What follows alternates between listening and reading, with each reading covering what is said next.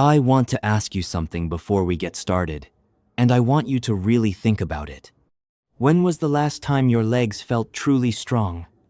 When was the last time you walked into a room and did not have to think about where you were putting your feet? When was the last time you stood up from a chair and just stood, without holding on, without that half second of uncertainty? If those moments feel further away than they used to, I need you to stay with me, because what I am about to share with you may be the conversation nobody in your life has had with you yet. My name is Dr. Tyler Scott, and I have spent years working with adults in their 60s, 70s, and 80s. And what I keep seeing, over and over again, is that the people who are struggling with their legs, their balance, their steadiness, they are not lazy, they are not careless. Most of them are doing everything they believe is right. But there are specific foods that change how your body works after 65.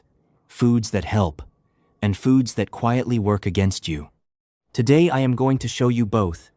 I am going to name 3 foods that are genuinely protecting your legs right now, and 3 foods that may be slowly, silently, taking something from you that medicine cannot easily give back. Here is what I need you to know before anything else. Falls are the leading cause of fatal injury in adults over 65.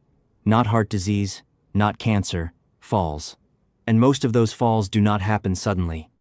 They build slowly, over months, over years, from the inside out, from things like circulation, nerve sensitivity, and muscle function. Things that are directly shaped by what you eat every single day. Stay with me through the whole video, because the most surprising food on this list, the one I think you really need to hear about, is coming at the end. The first food I want to talk about today is beets. I know, some of you just made a face. I see it happen every time I bring this up. But give me 2 minutes, because what beets are doing inside your body right now is something that most people over 65 desperately need, and almost nobody is getting enough of. Here is the problem that starts quietly, usually sometime in your 60s. Your blood vessels gradually become a little stiffer, a little narrower. And that means the blood that carries oxygen and nutrients to your muscles, to your feet, to your lower legs, that blood has a harder time reaching where it needs to go. Think about a garden hose on a cold morning. When the hose is flexible and wide open, water rushes straight through and reaches every corner of the garden with full pressure. But when that hose gets stiff, when the walls tighten and the opening gets smaller, the pressure drops, and the parts of the garden that are furthest from the tap, those are the parts that start drying out first. In your body, the parts furthest from your heart are your feet and your lower legs. That is not a coincidence. That is exactly why older adults feel the coldness down there first, the heaviness, the numbness, the steps that feel a little less sure than they used to. Beets contain natural compounds called nitrates, and here is how that helps you. When you eat beets, your body converts those nitrates into something called nitric oxide. Nitric oxide sends a signal to your blood vessels to relax and open up. Wider vessels mean better blood flow. Better blood flow to your legs means stronger muscles, better sensation in your feet, and steadier balance when you move. One study followed older adults who drank beet juice before going for a walk. Those people walked measurably faster and with noticeably less effort than the people who did not. That is a real, measurable difference from a real food. Beets also carry folate, which helps protect your brain as you age, and a group of antioxidants that work to slow the kind of quiet internal damage that inflammation causes over years. You can roast them, slice them into a salad, or blend them into a smoothie with a handful of berries and a little ginger. You will barely taste them, but your blood vessels will absolutely notice. A few servings a week. That is all it takes to start making a difference. The second food on the protective side is sweet potatoes. Now I know what some of you are thinking. A potato is a potato, right? What is the big difference? The difference is actually much larger than most people ever get told, and it matters in 2 very specific ways for adults over 65. The first way has to do with your eyes. Sweet potatoes are rich in something called beta-carotene. That is the compound that gives them their deep orange color. Inside your body, beta-carotene gets converted into vitamin A, and vitamin A is essential for keeping your vision clear and sharp. Here is why that matters for your legs specifically. When your vision starts to fade, even slightly, Your risk of falling goes up in ways you might not expect. You misjudge the height of a step. You miss the edge of a rug in low light. You reach for a railing that is 6 inches further than you thought. The fall does not start in your legs. It starts in your eyes. The second way sweet potatoes help goes a little deeper. They have a lower glycemic index than regular white potatoes. That means they release their energy slowly and steadily, rather than sending your blood sugar spiking all at once. That might sound like a small thing, but for your legs and feet, it is enormous. When blood sugar spikes after a meal and then crashes back down, that pattern over months and years slowly damages the tiny blood vessels that feed your lower legs and feet. It also dulls the nerve signals that run through your feet. Think of those nerves as sensors built into the soles of your feet. They are constantly sending messages to your brain. The ground is flat. There is a slight slope here. Adjust your weight left. That constant conversation between your feet and your brain is what keeps you upright. But when those tiny blood vessels get damaged and those nerves get quieter over time, the conversation gets harder to hear. And no amount of exercise can fully fix a problem that lives in the signal, not the muscle. Sweet potatoes also carry magnesium, potassium, and several B vitamins that support muscle function and help reduce nighttime leg cramps. A lot of older adults experience those cramps and accept them as just part of getting older. Often, they are not. Bake them, mash them lightly, add them to a soup or a stew. Leave the skin on when you can. There is extra fiber in there that your body will thank you for. The third protective food is kale. Now, before you close this video, I want you to hear one specific thing about kale that I think will genuinely change how you look at it, because this is not just about eating your greens. There is something happening with kale inside your body that directly connects to the strength and steadiness of your legs, and most people never hear about it. Kale is one of the richest plant sources of vitamin K1 on the planet. And vitamin K does something critically important that almost nobody talks about. It helps control where calcium goes inside your body. Here is why that matters. As you age, calcium does not always end up where it should. Instead of going into your bones, it can sometimes begin to accumulate inside your artery walls. And when that happens, those arteries get stiff, hard. Blood has a much harder time moving through them. And once again, we are back to that same problem: poor circulation to the lower body. Weak legs, cold feet, a balance issue that builds so slowly you are not even sure when it started. Vitamin K acts like a guide that helps send calcium back to the right address, into the bones, away from the arteries. Kale also contains something called lutein. Most people think of lutein as an eye nutrient. And yes, it does protect your vision. But lutein also crosses into the brain and has been shown in studies to help maintain the kind of processing speed and reaction time you need when your balance is challenged. Think about what actually happens in most falls. The legs do not just give out without warning. Something shifts, the balance wobbles, and then there is a tiny window, a fraction of a second, for the brain to respond and correct it. Whether you catch yourself or you go down, often comes down to that window. Lutein helps keep that window sharp. If kale feels tough or hard to enjoy raw, try massaging the leaves with a small amount of olive oil for a couple of minutes. It breaks down the fibers and makes it much gentler. You can also sauté it lightly, add it to soups, or blend it into a smoothie. A cup or two a few times a week gives your body a meaningful amount of what it needs.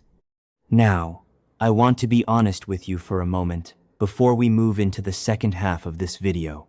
I have talked with hundreds of older adults who tell me they are doing everything right. Walking every day, watching what they eat, staying active, and yet something still feels off. The legs tire faster than they should. The balance is not quite what it used to be. What I find again and again is that the missing piece is not effort, it is information. Specifically, information about the foods that are quietly working against them. That is where we are going next. The first food I want you to be careful about is corn. And I want to be straightforward with you right away. Corn is not poison. I am not going to tell you to never eat it again. It is everywhere.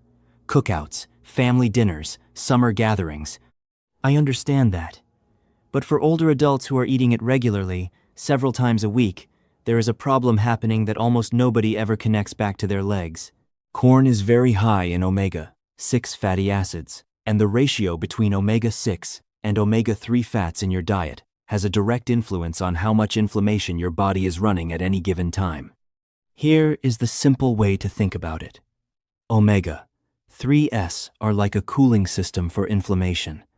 Omega-6s, when you get too many of them, are like adding wood to a fire. Most older adults eating a traditional American diet are already getting far too much omega-6 and not nearly enough omega-3, and corn pushes that ratio further in the wrong direction. Chronic inflammation does not feel like a sharp pain. It does not announce itself. There is no alarm, no clear signal. But it is working quietly inside your blood vessels, inside your joints, inside the small nerves that run through your feet. And over time, it leads to exactly the kind of slow, steady damage that makes walking feel harder, that makes balance feel less reliable. That raises the risk of a serious fall in ways that build over months and seasons rather than overnight. Corn also has a relatively high glycemic index. If you remember what I said earlier about blood sugar spikes and the tiny nerve sensors in your feet, that same process applies here. The vessels take a hit. The nerves take a hit, slowly, quietly. The dangerous thing about this is that there is never a dramatic moment, no clear turning point you can point to, just a gradual, almost invisible shift. One season you notice your walk feels slightly heavier. The next you are holding the railing when you used to just walk down the stairs. Try replacing some of your regular corn with the foods we talked about in the first half of this video. That one shift alone can start tilting things back in your favor.